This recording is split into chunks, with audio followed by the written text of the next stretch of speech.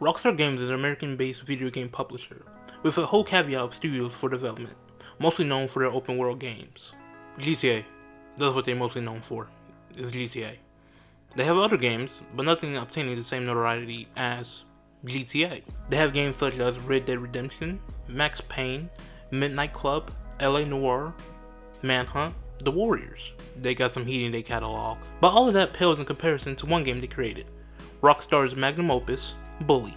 Bully was released October 17, 2006, to pretty high scores, but the game was marred by anti-bullying groups, being not so pleased with the perception of what the game would be, given the name, i.e. Bully. Yeah, like right now in 2022, we ain't worried about bullying.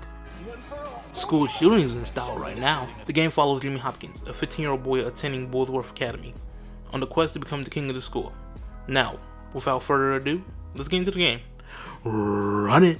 The game opens up with the main character, Jimmy Hopkins, being dropped off at Bullworth Academy by his dysfunctional family. His mom deadass married a man, then dropped Jimmy off so that he can go on a vacation, and then told him that they'll come back for him in a year. These some LS parents. Jimmy then meets with the headmaster, who tells him that he knows this type of character. Further explaining that he needs to get acclimated with the school quickly, and not get into any mischief. I've got a good feeling about you, boy. A feeling you and I are going to be great friends. You keep that nose clean, boy, or I shall clean it myself. Miss Danvers, are you... Come along, boy. I haven't got all day. And boy, remember, you will have a clean nose. So keep it clean, or we'll clean it for you. This nigga just flipped him off. I'm guessing cause I can't really tell. The graphics looks dated as shit. Like look, the nigga's hand is clipping through the damn shirt. Like, look at it. With this interaction out of the way, Jimmy is set loose. First visiting his dorm, but before he can even set eyes on his room, he is stopped by a trio of boys. With this, Jimmy begins to set his reputation. This is a tutorial that teaches the way of fighting, but more importantly, giving us the game mechanic that gives meaning to the title of the game, the bully move. Or, it's called in-game humiliation. So you put it, if you get an enemy to a low percentage of health, you can pull a humiliation move, like dumping somebody in the trash or giving wedgies, etc. I'm gonna be honest, besides having enemies not wanting to fight anymore, I have no idea what else it does. Hell, I even went to the dedicated Wikipage, and even they didn't say anything. Entering his dorm building, Jimmy changes his uniform and meets both Pete and Gary V. His name isn't Gary V, it's Gary Smith, but I'm calling him Gary V because it's easier. Even though I never call him Gary V, and this is the only time I use the V part. Oh, also, Peter is a, Also, Pete is a femboy. At least that's what Gary states, so. After introduction, Gary takes Jimmy around the school. This results in Jimmy learning about how to lockpick, hide from the prefect, aka the authorities, socialize with people, and most importantly, he learns about the different factions, which are the nerds, the preps, the greasers, and the jocks. While leaving, the duo is caught by the prefects, which sends them to class. Throughout the entire game, classes are optional minigames that pop up at a certain time, twice a day. Completing them gives upgrades to Jimmy, such as being able to make weapons, or new fighting moves, or being able to speak to characters better. After class, Jimmy has a talk with the headmaster. What? I said you could have fooled me. This place is full of bullies and maniacs. Nonsense. That's just school spirit. Hijinks. Why, in my day, we felt nothing of castrating the new boys. I want you to stop this nonsense, Hopkins. I want you to behave yourself. You might learn something. Fine. Can I go now, sir? On your way.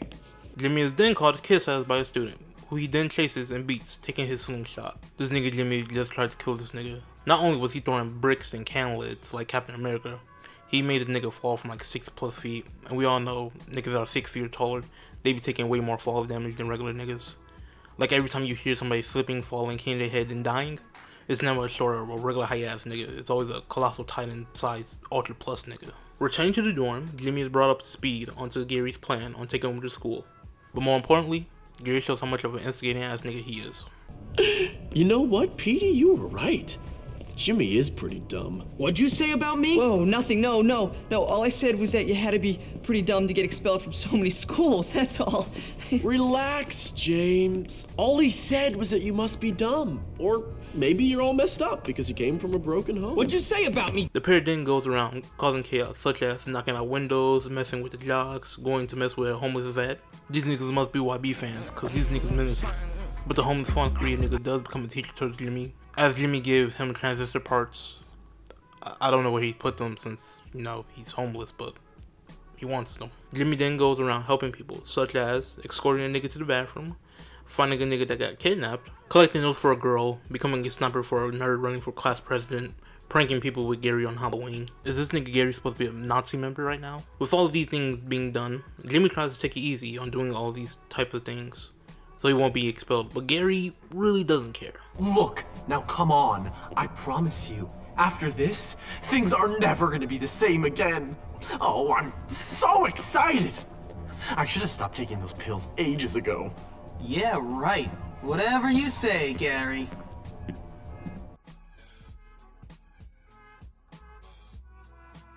Jimmy follows Gary, breaking into the basement of the school, where Gary leads Jimmy into a trap against Russell, one of the toughest students at the school. I know you hate me, Jimmy boy. I know you said all that stuff about me behind my back. What are you talking about? Don't play innocent with me. You want to run this school? I want to run this school. Only one of us is gonna make it. And it's gonna be me! I know, Russell. Go beat that little jerk who said that nasty stuff to me about your mom and those barnyard animals. What? Come here. Russell wants vengeance. This nigga has Hall of Fame instigation all the way. Beating Russell, Jimmy then makes amends with him, telling him to stop picking on weak kids since there are more people deserving. One thing I do like about Jimmy's character is that even though he's a classified bully, he only bullies people that deserved it. Like a bully of bullies, meaning mostly anyone besides the nerds and the little kids, giving him a unique morality. Now, with the ability to leave school grounds, Jimmy goes back to helping people, from picking up items for the lunch lady, getting rid of alcohol for a teacher so they won't be fired, random intermission for boxing. If you win, you get an entire beach house with which is another dorm type place, allows for you to restock on some ammo, save, sleep.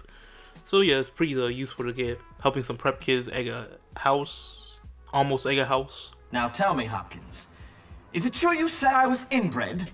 No, because first cousins is legal, my friend. Legal. Yeah, okay. Yeah, and just because my elder brother doesn't have a chin and ended up in a lunatic asylum, it doesn't mean anything. Whatever, Tad. Your family is your business. Don't lie, Jimmy! You said Tad was probably a hermaphrodite with that much inbreeding. A hermaphro what? Don't act dumb. You said his mom was also legally his aunt and that he probably had webbed toes. I don't... Well, just only on one foot. Tad! Hey, this dialogue is high tier. Some of the best written in gaming. Continuing on his helping spree, Jimmy helps a student get movie tickets, taking the same student on a date and buying a prize for her, lifting Peter's spirit by winning a bike race, beating up some prep kids that stole his trophy, egging more houses with the help of people. Ever trust a rich kid? Too bad, too bad. Was it that jerk, Tad? You know, his parents are at a party at my boss's house right now. If you wanted a revenge thing, now would be a good time. I guess I'll need some more eggs then. Ah, yes, you got it. Thanks. Come on, Russell. We've got a house call to Yeah, Mm. so he goes and eggs the house, goes and beat the best boxing prep in a boxing match, becoming the new champion, and then immediately becoming the boss by being the leader. While hanging out with Pete, a greaser comes to Jimmy, but is dismissed. Now with preps under control, Jimmy turns to the greasers next. But before he does that, he goes to the main office to pick up the gift that his mom sent him. Hey, the premise of his mission was to go and collect pennies for the gym teacher, since he forgot to pick up the laundry.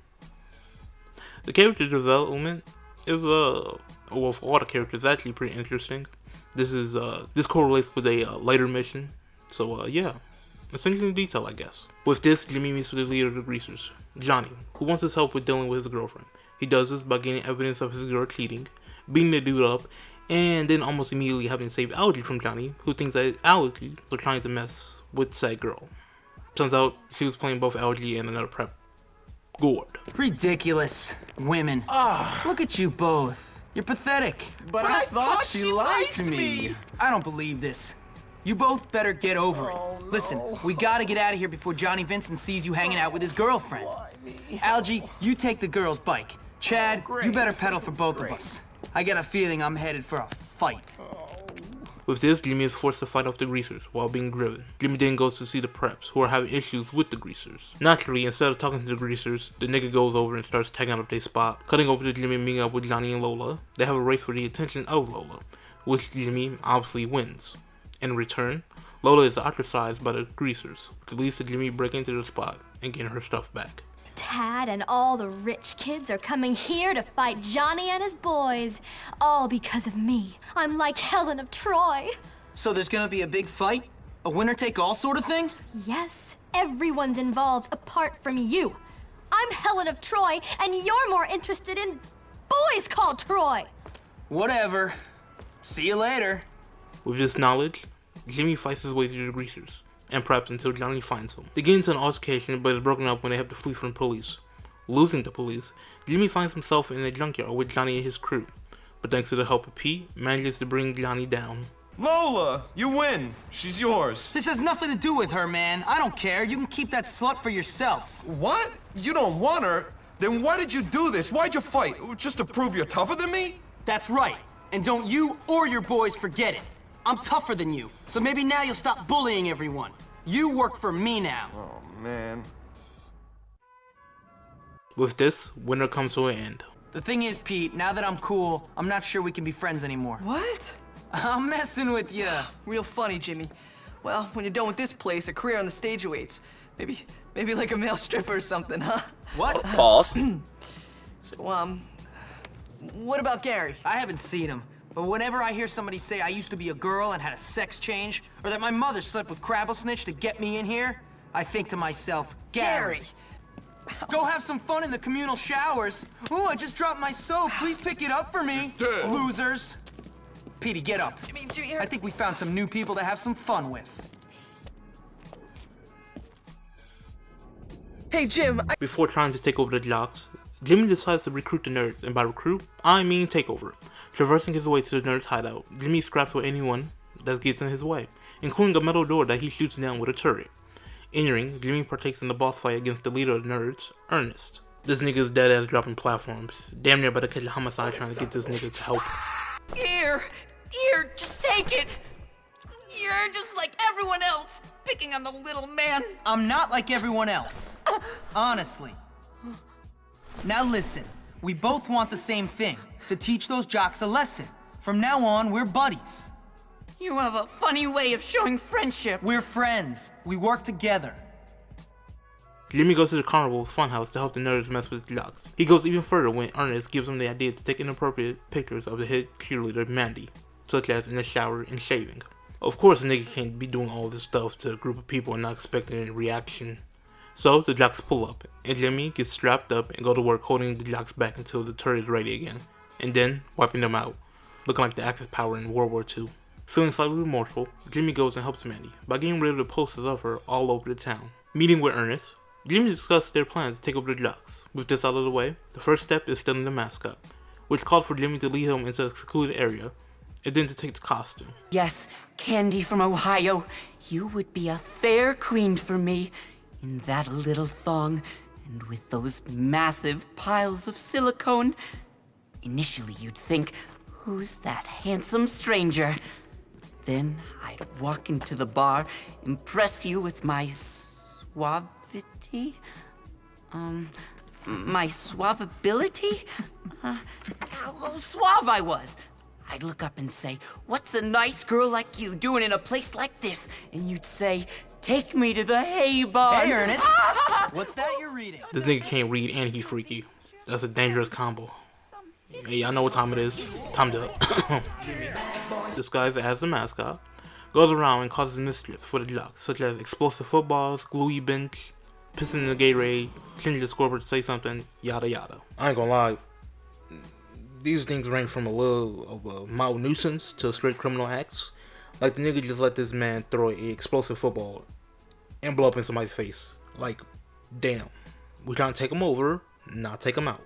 With all the mischief out of the way, Jimmy goes and takes out the jocks. That's right, losers! Yeah! Oh, Jimmy, you did it! You did it! I'm king of the school! Oh, you beat them all in front of everybody! Thanks for your help, Petey. Oh, this is gonna be great!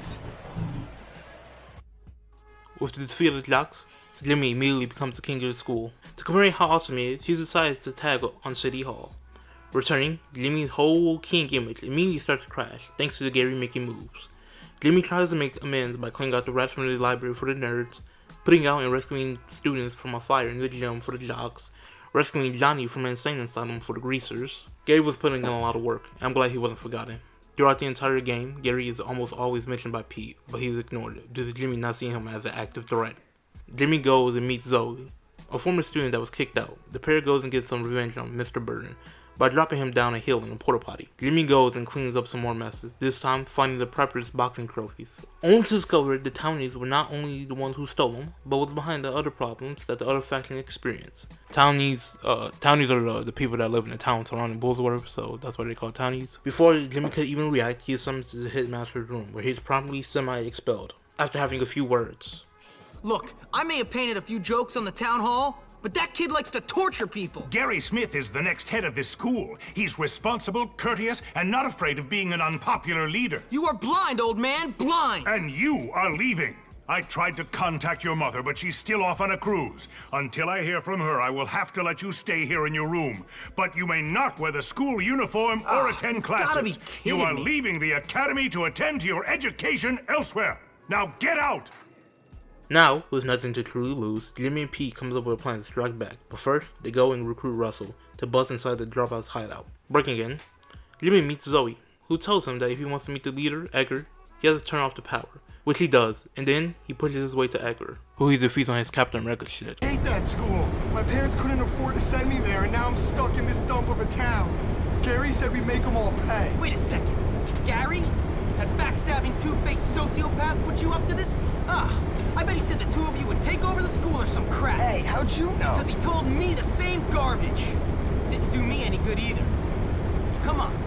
You're gonna help me make him pay for his lies. With this, Jimmy earns another ally. Hey, what you looking at? Hey, Zoe. You wanna have some fun? Oh, shut your bitch ass up.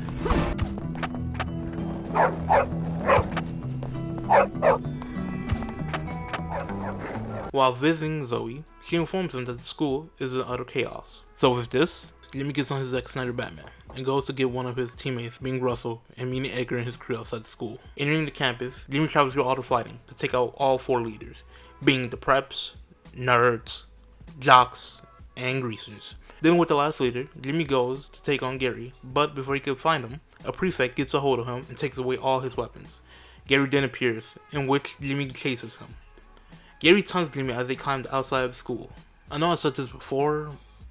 Actually, I don't think I said it before, but this nigga Gary is really trying to kill Jimmy. He is dropping wheelbarrows full of bricks and cinder blocks off the ladder in hopes it hits him. Oh, and these big ass bells too. Catching up to him, Gary and Jimmy get into their final fight. Even though it's their first one too. I'm smarter than you! Oh, congratulations! You're smarter than me! You hate everyone and everyone hates you! Genius! The head likes me! I tied him up, turned his dumb school into a battleground, got kids expelled unfairly, put several others into therapy, and he still likes me! You're such a loser! Well, at least my mom doesn't make her living on her back! You're dead! I can take you! I don't know why, but I really like this fight. Even though it isn't anything special. It just feels... I don't know, I like it. It doesn't feel like a final boss fight, but I like the atmosphere of the fight. It's just simple. Jimmy rescues the headmaster. While receiving praise, Jimmy cuts the headmaster off and gives his dues to the people that helped him. What a hero! A lone wolf! Well, no. To be honest, sir, I did have a lot of help from some friends. Like this girl, Zoe. She got expelled because she complained about Mr. Burton hitting on her. Burton? Well, he's fired. I hope he rots in hell. And a guy named Peter Kowalski, good friend of mine. Never heard of him. Yeah, well, he keeps quiet. He's kind of shy. Shy? The boy must be a genius. Why, he should be head of the school. Pete? Great idea. Now, about that letter to my mother. What letter? With this, Jimmy becomes the true king of Bullworth. The end. Alright, that's it. Bully. Overall, this is the best Rockstar game to date, in my opinion. Yeah, I said it. I said fuck Red Dead, fuck GTA, fuck...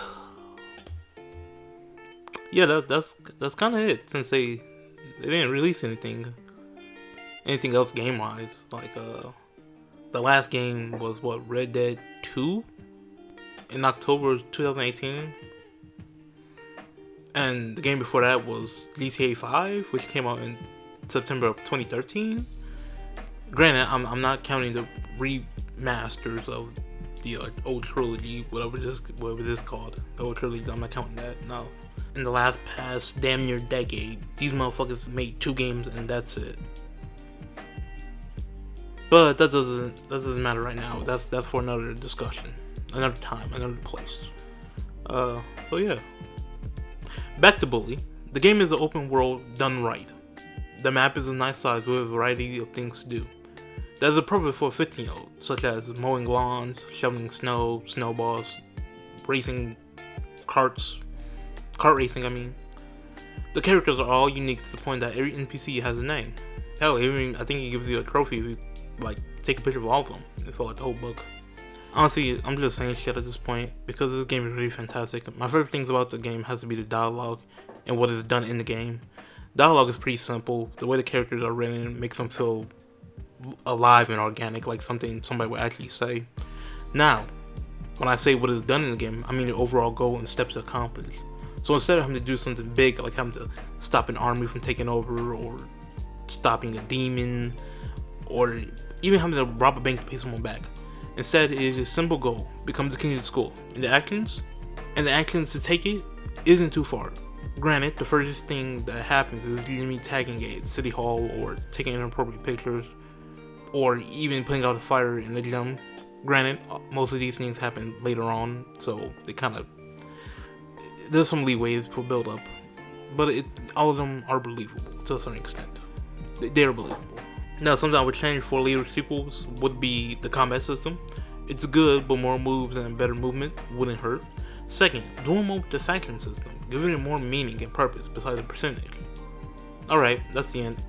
Hit that like and subscribe, comment, share, all that good shit since you got this far in the video. With that being said, the galaxy needs me. Farewell.